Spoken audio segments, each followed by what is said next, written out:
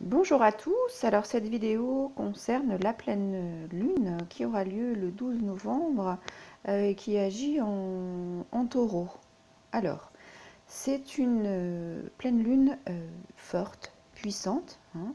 C'est une des trois dernières énergies qui parlent, qui traitent de l'ego, hein, qui parle de votre ego et qui va permettre de faire émerger à votre conscience euh, eh ben des opportunités et des opportunités de travailler sur votre ego, hein. Et donc l'ego, c'est, avec l'énergie du scorpion, c'est travailler sur vos besoins.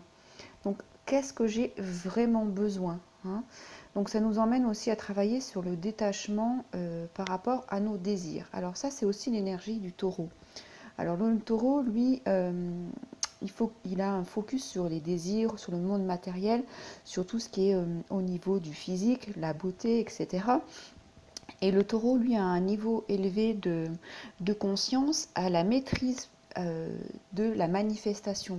Ça veut dire quand il est détaché de ses désirs profonds, eh ben, il a cette capacité à pouvoir manifester et à mettre en œuvre dans la matière, hein. Mais pour cela, il faut qu'il soit vraiment en lien avec ses besoins et détaché de ses désirs. Voilà, qui peuvent le laisser dans ce côté égotique, hein, d'ego.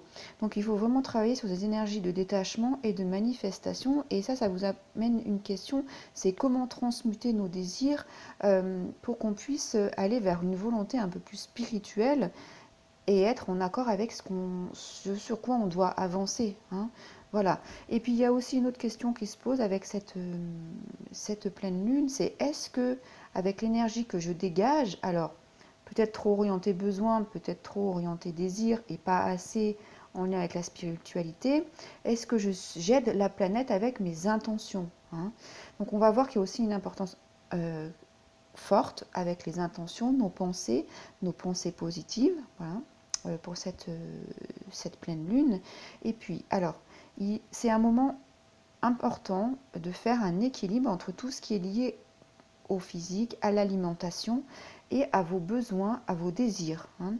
Donc, ça vous impacte, ça vous incite à travailler plutôt avec la modération. Donc, c'est pas parce que j'ai très faim qu'il faut que je mange beaucoup tout de suite. Voilà, c'est un peu revoir cette planification. Je prends l'exemple de la nourriture, mais ça peut être autre chose. Euh, c'est revoir vraiment ce que j'ai besoin. Certes, j'ai besoin de manger, mais est-ce que j'ai besoin de manger en énorme quantité tout de suite? Voilà, c'est refaire un état des lieux pour qu'il y ait un meilleur équilibre, hein. Voilà. Euh, c'est aussi travailler sur ce que l'enfant intérieur veut quand il est enfant et votre enfant intérieur ce qu'il est à même de demander aujourd'hui, hein. Donc tous ces désirs, ces besoins, ça fait face aussi votre enfant intérieur vous parle de cette façon. Donc il y a un équilibre à rétablir, hein, de ce côté-là.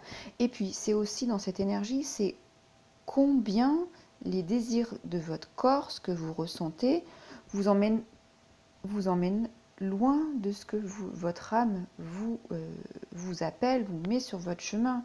Donc c'est pour ça que ces dernières périodes ne sont pas forcément faciles, parce que votre âme, on le voit, elle vient avec les énergies, vient vous faire travailler sur vos égos pour lâcher, pour aller plus dans la conscience et dans votre propre personne, qui vous êtes. On vient travailler l'authenticité avec cette énergie, hein. Voilà.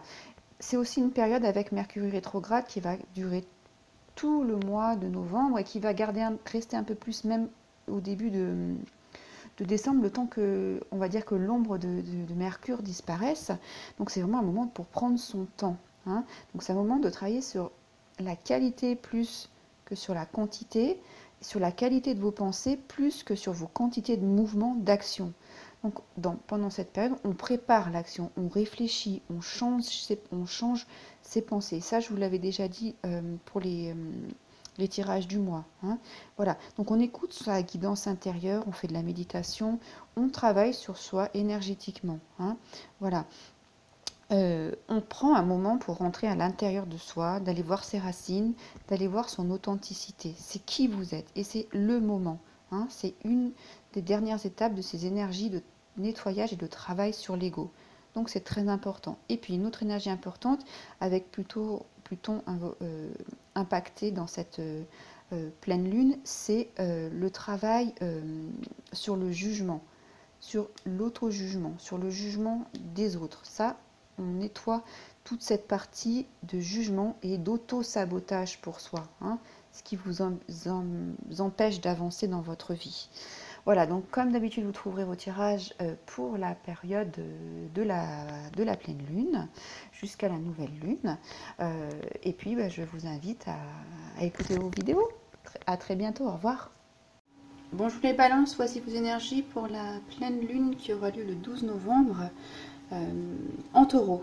Alors, pour votre travail de transition pour cette période, le 2 de coupe.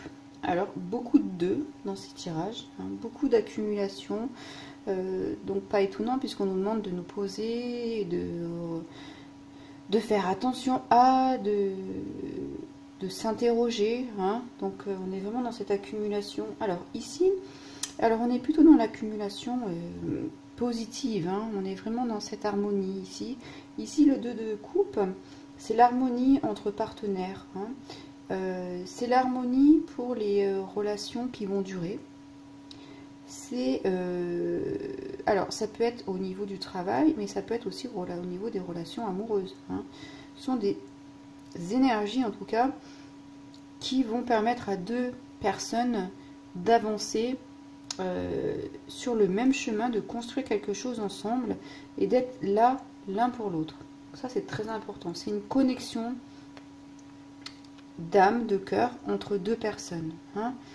Donc je dirais, avec le travail à faire, laissez-vous porter par ça, par cette énergie de construction à deux, ce partenariat au niveau par exemple financier, de business, mais aussi au niveau amoureux, hein, d'accord, dans votre vie personnelle. Ici c'est vraiment je m'associe, hein, je vais dire ça comme ça, avec la personne qui est dans la même harmonie que moi. Voilà. Donc ça suppose savoir dans quel état d'harmonie je suis, hein. Donc on peut aussi regarder comment nous sommes au niveau énergétique, notre état d'harmonie pour pouvoir avancer, hein. Parce que ça va supposer une exploration commune. Donc il faut savoir aussi si on est prêt à avancer dans cette exploration commune, hein. Voilà, parce qu'ici il va vraiment y avoir deux vont faire un, hein, puisqu'après on aura le 3 et dans le 3 il y a 2 et 1. On est, voilà, il y a quelque chose de fort ici. C'est quelqu'un qui va pouvoir alors soit c'est quelqu'un qui va pouvoir vous faire comment dire, ressortir le meilleur, vous apporter le meilleur de vous-même dans cette relation qui est tellement harmonieuse, soit aussi ça peut être vous dans votre travail sur vous, hein, à aider quelqu'un qui vous permet de faire ressortir le meilleur de vous dans cette période de transition, hein. Ça c'est sûr. Voilà, en tout cas il y a une forte présence d'amour divin dans cette carte. Alors regardez comme c'est beau, et bien c'est le monde, donc ça va vous emmener dans l'ouverture, ça c'est la réalisation totale, hein. C'est le monde qui appelle à vous reconnaître, à se reconnaître dans votre réalité profonde. Qui vous êtes? Regardez, le monde regarde ces deux. Qui vous êtes dans cette relation? Qu'est-ce que ça vous permet d'apprendre sur vous, d'exprimer en vous, hein? Il faut que cette relation vous permette de vous exprimer et d'être bien. C'est obligatoire pour votre réalisation dans le monde, hein? Voilà, donc ça peut engendrer un désir de partir en voyage, ça peut être ça aussi, le monde, hein. En tout cas, c'est là, c'est l'accomplissement. C'est la personne qui est dans un... On peut aussi dire qu'elle est dans un œuf ici. Elle est en éclosion dans le monde, hein. Elle a été couvée, elle est sous couvert des 4 éléments ici. Trois éléments qui l'accompagnent dans cette transformation. Donc c'est une personne accomplie, hein, et c'est ce que vous allez être, une âme en pleine joie. Ça c'est très bien, hein. Ici c'est le monde parfait, donc ici c'est aussi ça, hein, cette relation. Donc pour vous c'est très très positif, c'est très très beau, hein. voilà, un succès dans les affaires, un succès, on dit même un succès mondial avec cette carte. En tout cas, voilà, vous avez envie de partir découvrir quelque chose, le monde, d'autres horizons, avec ce partenaire, hein, ça peut être les affaires, la vie personnelle, un voyage, ça va fonctionner.